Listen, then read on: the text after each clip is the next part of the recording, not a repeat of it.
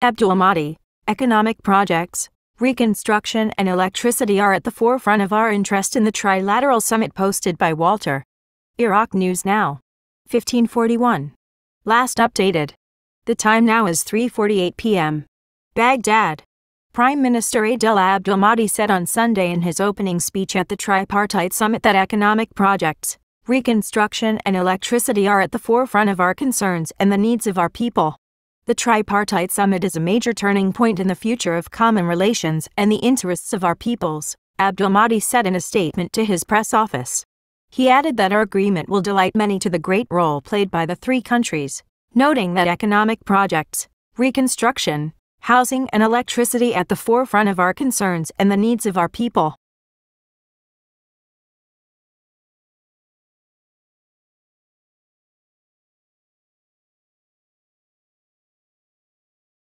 Parliamentary source: Halabousi will go to Washington very soon to discuss two important issues. March 21, 2019, 10:55 Baghdad Today. Baghdadi source familiar with the presidency of the House of Representatives. Thursday, March 21, 2019. Close to the head of Parliament Mohammed Halbousi to the United States of America, an official visit. The source said, Baghdad Today, that Halabousi will go during the next few days, before the end of this month, to the United States of America, an official visit, and the head of a large parliament. Stressing that the invitation came at the official invitation of the American side, the most important thing that Halabousi will discuss is the foreign presence in Iraq, as well as the request for international support for the reconstruction of the cities destroyed by the war against a terrorist organization, the source said, speaking on condition of anonymity.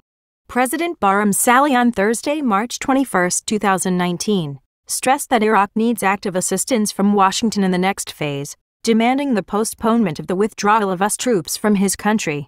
Iraq is still struggling to recover from the legacy of 40 years of war and internal strife, Saleh said in an interview with the Washington Post. 1 year has passed since Iraqi forces were able to recover all the land that was under state control, yet a city like Mosul is still devastated. I think there are some possibilities if we push the country to move in the right direction. But the legacy of the past remains. The problems are really huge. The Iraqi president spoke at length about the need to fight the culture of corruption and the failure of the government to provide basic public services such as water and electricity, and the challenge of preventing the return of the Daesh organization. Yet, the Iraqi president is already optimistic about his country's future.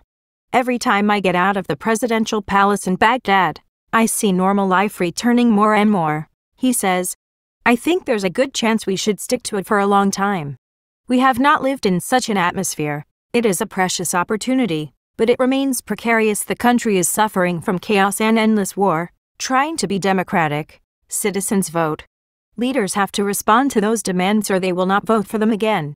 Iraqis are constantly down to the streets to protest against the deterioration of the situation, he says. Saleh said that Iraq has an interest in the relationship with Iran, which shares with long borders porous, refusing to permit Trump that US forces in Iraq are present to monitor Iran's activities, asserting that the American presence is to fight al-Daesh. However, Saleh expressed his desire to the vision of Americans as active in determining the fate of his country, through investment, education and development assistance, saying that Iraq needs to postpone the date of withdrawal of troops. The United States can help Iraq and we appreciate America's assistance.